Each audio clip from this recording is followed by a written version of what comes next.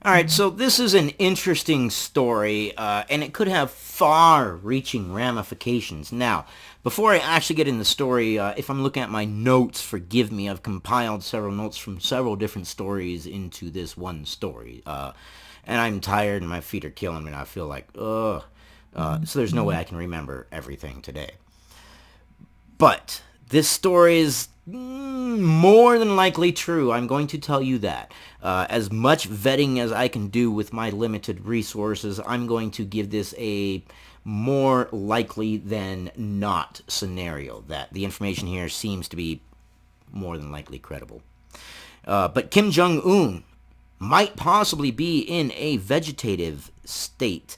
The Japanese magazine called Shukan Gendai, and if I mispronounce that, forgive me, reported that during April, in a rural portion of China, Kim Jong-un evidently had collapsed. He reportedly required a stent procedure following that incident. He fell gravely ill. The Shukan Gendai, again, that's the Japanese newspaper, said that basically the person who was supposed to operate on Kim Jong-un was nervous because he wasn't used to, and this is the part that tells me that it's possible and might just be propaganda, okay? So it's possible.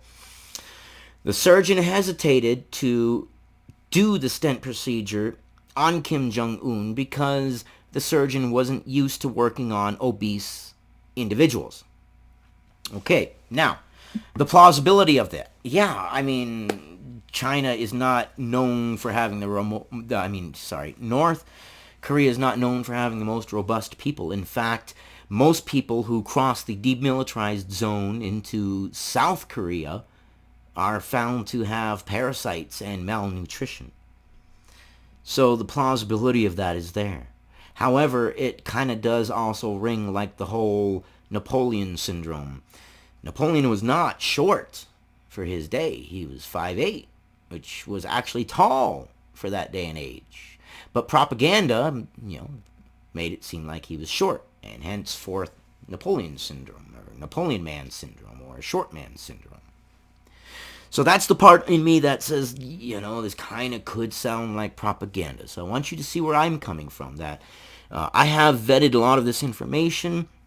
Shukan Gendai doesn't have like a rating that I have seen anyways, as far as like left-leaning, right-leaning, or anything like that. I have gone over some of their older stories. They seem more than likely a credible, more or less news source. Were a few articles that were a little hyperbolic and clickbaity, but you know what? It's plausible. The sources for that magazine, they are citing, and this is the other part that kind of gives pause to it, an unnamed member of the medical team that was assisting in Kim Jong-un's operation. Yeah. No official stuff out of North Korea. Basically, they're keeping pretty much quiet about everything.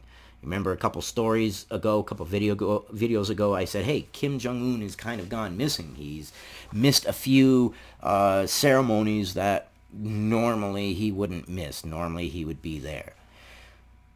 Ramifications, wow.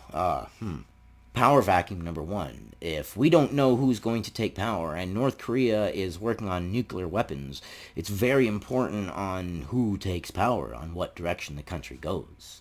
It could go one of three ways. It could not change at all. Someone new in power could be like Kim Jong-un's,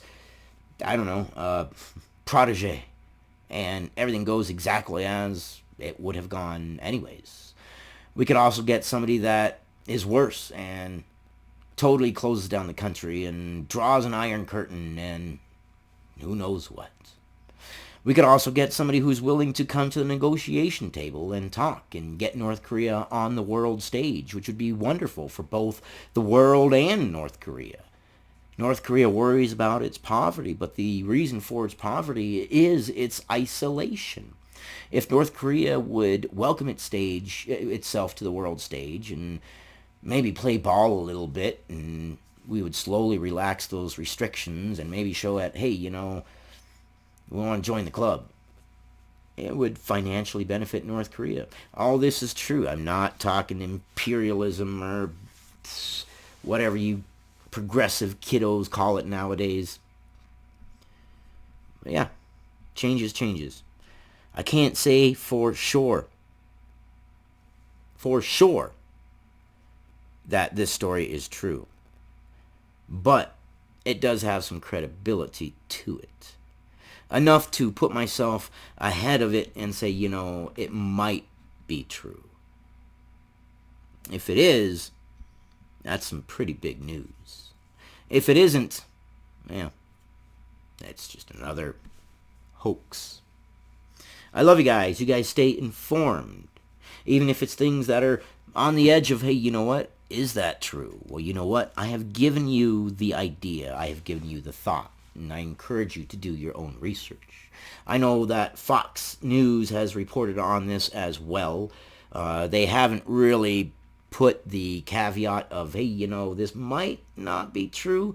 They've kind of more relied on the fact that you're going to assume that it might be true, and putting more of the burden on Shukan Gendai newspaper than themselves. Anyways, I love you guys. Stay informed. And I'll see you on the next one.